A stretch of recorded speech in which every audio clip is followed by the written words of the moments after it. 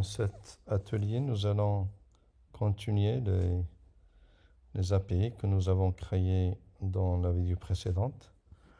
Je rappelle que par rapport à la vidéo précédente, on avait créé une classe modèle qui va représenter notre métier. Et au niveau de notre contrôleur, on avait spécifié deux API. Ces deux API ils vont consommer les deux services au niveau de la classe service. Donc la première API va récupérer les modules, moyennant la méthode getModule avec S. Et l'autre, il va récupérer un seul module lorsqu'on va donner son ID. Donc là, c'est l'architecture dont on dispose pour le moment. Et l'autre fois, on avait travaillé uniquement sur la méthode get qui fait la récupération. Dans cet atelier, on va aborder les méthodes restantes, notamment le post, le put et le delete. Donc, allons-y. Je reviens sur mon espace et je vais aller sur le contrôleur. Alors, le contrôleur dont on dispose, il contient deux méthodes. La première, c'est getModule. L'autre, c'est getModule sans S. Les deux, ils utilisent la méthode get. Donc, on va créer une troisième méthode. Request. Bon, je vais d'abord noter la signature. Donc, supposons, le post, je rappelle, il permet de faire des opérations d'insertion. La méthode post, au niveau d'une API, il permet de réaliser des opérations d'insertion ou bien d'ajout. On n'a pas encore à notre disposition la base de données, on a juste simulé ça avec une structure de données, tableau de Java. Donc, on va spécifier le paramètre. Donc, ici, c'est un request body pour le post. Ça va avec la méthode, le paramètre request body. Et nous spécifions notre paramètre module qui est de type module. Voilà. Et maintenant, on va appeler le module service. Et on va dire à service de nous ajouter le module qui est fourni en paramètre. Le module fourni en paramètre. On n'a pas encore défini la méthode ajouter module dans le service. On va le faire tout de suite. Donc on a une méthode getModule. On va ajouter. On va juste faire l'ajout. On va rien retourner. Donc ajouter module qui a un paramètre module. Et du moment que nous ajoutons dans la structure module, c'est permis d'appeler la méthode add de telle structure avec notre petit module. Voilà. Et donc, alors là, il y a un petit souci parce que la structure que nous avons utilisée, il ne permet pas c'est une structure figée. Donc, on va faire un petit ménage ici pour que nous puissions faire l'ajout au niveau de notre structure. Donc, je vais ajouter un array list. Voilà. Et je vais spécifier le paramètre d'ajout. Voilà. Comme ça, on est tranquille. On peut pouvoir ajouter. Donc, on sauvegarde. On lance l'exécution pour voir si tout marche bien maintenant. Parfait. Je vais lancer Postman. Alors pour le postman, on doit changer ici. C'est plus la méthode get, c'est la méthode post. Alors ici, au niveau de l'URL, je reviens sur mon programme. Au niveau du contrôleur, pardon, au niveau du contrôleur, on n'a pas encore spécifié le request mapping. Bon, on va le faire tout de suite. Et on doit spécifier quelle méthode on voudrait utiliser. Par défaut, c'est la méthode gate. Lorsque ce n'est pas la méthode gate, eh ben, donc là, vous voyez, c'est request method et on va spécifier le request method post. Voilà. Et on donne value ici. Bon, on va se contenter du endpoint module. Endpoint module. Je relance. Ça marche. Voilà, donc là, c'est le endpoint module. Et ici, c'est le post. Maintenant, on va s'assurer que dans le key, il y a le content type.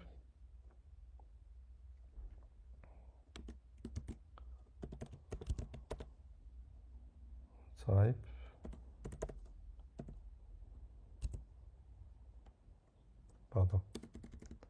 C'est pas ici. On va aller sur header. Content type. Voilà. Et pour le value, on va inscrire application JSON. Application JSON. Voilà. Parce que là, on va renseigner une requête et cette requête, il va respecter le format JSON. Alors, pour le format JSON, on va faire ceci. Donc ici, c'est notre body.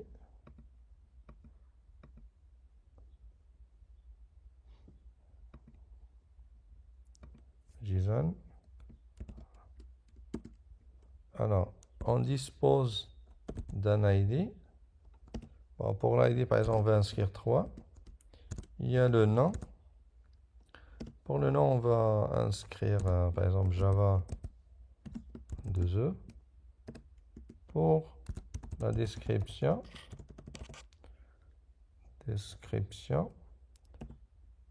on va spécifier la plateforme Java Enterprise Edition. Voilà. Maintenant, ça c'est le format JSON. On renseigne les valeurs.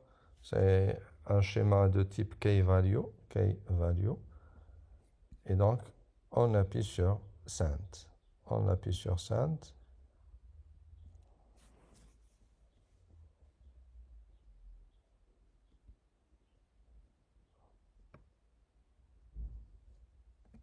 Ça marche. Il retourne le code 200. On va maintenant vérifier si ça a été bien ajouté à la structure de données ou non. On fera un gate et send. Et le voilà. Le troisième tuple qu'on a enregistré a bien été ajouté. Donc là, si je veux, par exemple, spécifier, bien utiliser l'API getModule, voilà, donc je peux récupérer le deuxième. Ça, c'est des choses que nous avons déjà implémentées l'autre fois. Voilà, donc pour le post qui fonctionne bien, la méthode post qui consiste à faire l'ajout. Maintenant, on va essayer de faire une mise à jour. Alors pour la mise à jour, il y a deux méthodes, soit le put, soit le patch. Voilà, on va utiliser le put dans un premier temps. Dans un autre atelier, on va voir la différence qu'il y a entre les deux. Et donc, toujours, on commence par spécifier l'API, bien le contrôleur. Alors, au niveau du contrôleur, on va ajouter une méthode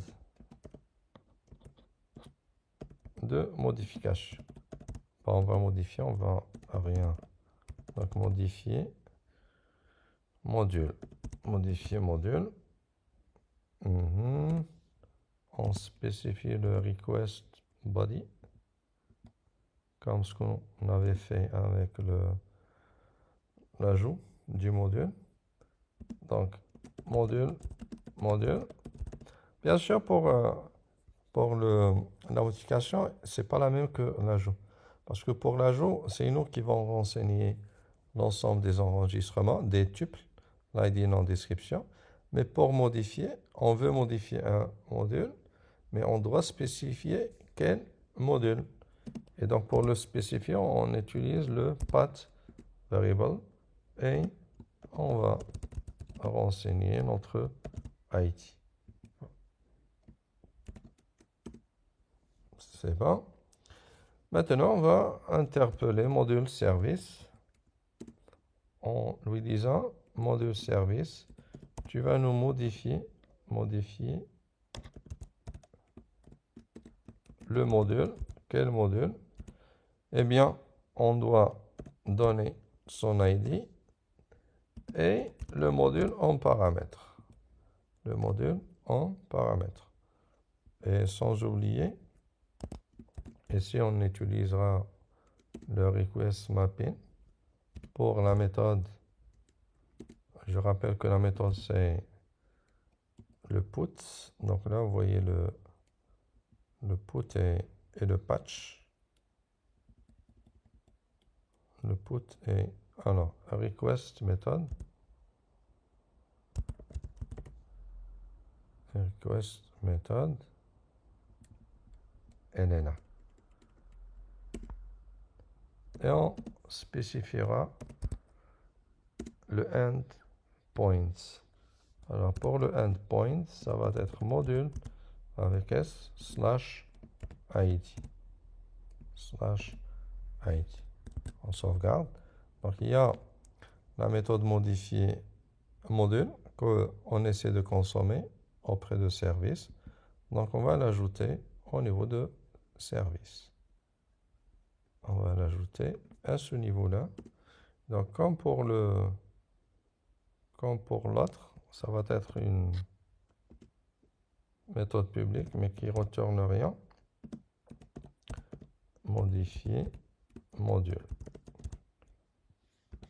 On a deux paramètres, l'ID et le module. L'ID et le module. Bien sûr, on doit parcourir la structure pour chercher le module qui a l'ID renseigné en paramètres. Et donc, c'est un parcours dans une boucle avec une boucle for. Voyons une structure de données de Java.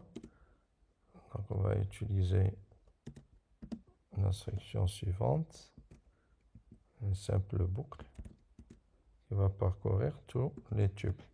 Donc, on va renseigner notre tuple module.get. Nous récupérons le module en question et on va tester si ce module est récupéré est égal au module que nous voulons chercher ou non. Donc si c'est le cas, eh ben, on va appeler la méthode module set.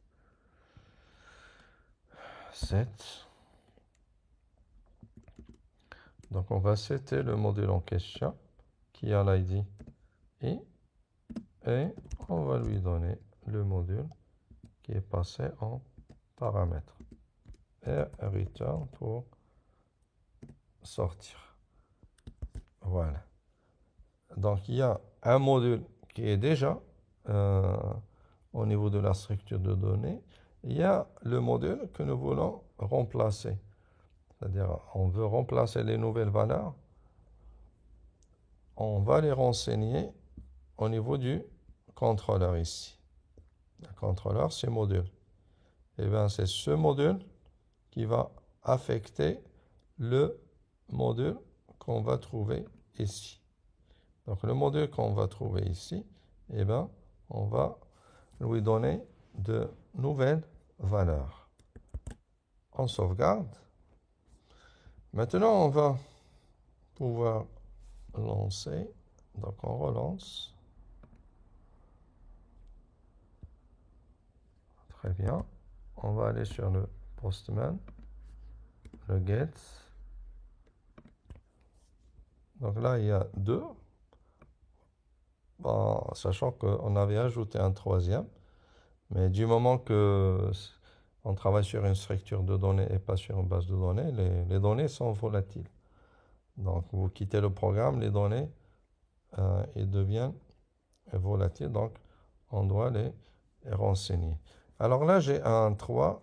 Et si je vais utiliser mon post de tout à l'heure, juste pour créer un troisième, comme vous le voyez par ici, on va vérifier avec du gate s'il y a 3 enregistrements ou non.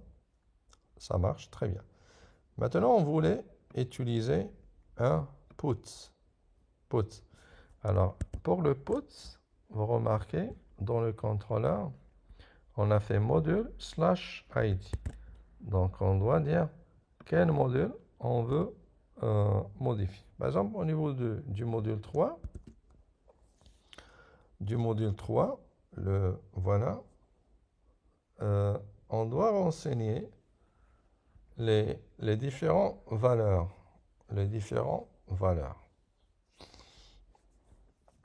Donc, on suppose que le nom, ça va être, c'est pas le Java 2E, c'est plutôt la plateforme Java FX. Voilà, Java FX. Put. On voudrait changer le troisième. Send. C'est bon, c'est un code 200. On va tester avec notre gate l'ensemble des modules. On va voir. Voilà. Voilà ce que nous récupérons. Et donc là, on voit bien que ça a été modifié. Ça a été modifié parce qu'on avait invoqué la méthode put. La méthode put, il fallait juste renseigner de quel module il va s'agir. Très bien. Donc maintenant, on a on a implémenté le post, le put. Il nous reste le delete. Donc le delete, c'est la même procédure maintenant. On va commencer par le contrôleur. Et on définit notre nouvelle méthode, public. Bon, il ne va rien retourner. Void, supprimer, module. Supprimer, module. On va spécifier la path. Il y a le paramètre associé. Bien sûr, on est sur les web services et on doit respecter un certain nombre de syntaxes. Donc, module, service, point. Donc, on suppose qu'il y a une méthode qui s'appelle supprimer. Et pour la supprimer, on doit juste renseigner l'ID. C'est juste l'ID que l'on va renseigner. Et on va ajouter le request mapping. Donc, la méthode maintenant, c'est request méthode.delete. On veut supprimer et on doit renseigner au niveau de la value le endpoint. Ça va être un module. Et bien sûr, on doit spécifier l'ID pour que nous puissions supprimer l'ID, le module avec l'ID en question. Voilà, c'est rapide au niveau du contrôleur. On va aller sur service pour ajouter la méthode qui consiste à supprimer un module. C'est pas comme modifier. modifier, on avait besoin du module et de l'ID. Ça, c'est l'ancien ID. Ça, c'est le nouveau module. Là, on a besoin uniquement de spécifier l'ID. Donc, integer ID. Voilà. Et nous voulons faire une suppression à partir d'une structure de données. Là, c'est du Java pur. Donc, on va utiliser le remove if, c'est-à-dire supprimer lorsque le champ en question correspond bien à l'ID equals module.getID.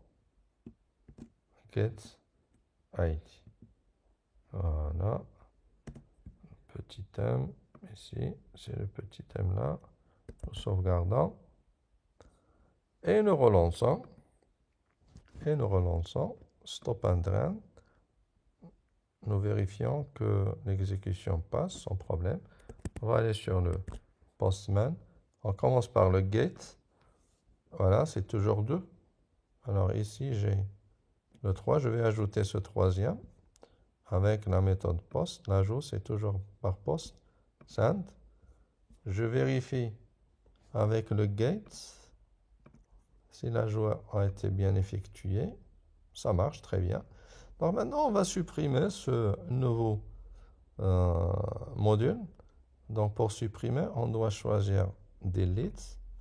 Et là, on va juste renseigner 3 comme ID. On appuie sur Send. Et pour vérifier, on va utiliser le Gate. Le Gate, voilà, le 3 a bien été supprimé. Voilà, très bien. Donc, je crois qu'on a atteint l'objectif de cette vidéo. Donc, l'objectif, c'était d'implémenter les autres méthodes, post pour l'ajout, le put pour la mise à jour et le delete. Et ainsi,